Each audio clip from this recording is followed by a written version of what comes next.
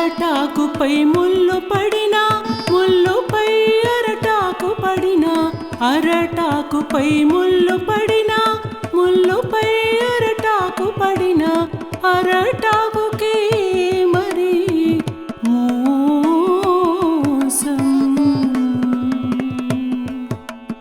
అరటాకుపై ముళ్ళు పడినా, ముళ్ళుపై అరటాకు పడినా, అరటాకుకి మరి మోసం. చూసారుగా, అరటాకుపై ముళ్ళు పడితే ఏమైంది?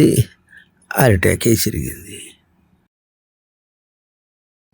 పోనీ ముళ్ళు మీద అరటాకు పడితే ఏమైంది?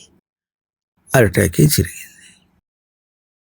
అట్లాగే బయట మనం తిరిగేటప్పుడు బయట మనం తిరిగినా మనకే మోసం. బయటదంతా సత్యం అని మనం అనుకున్నా తనకే మోసం.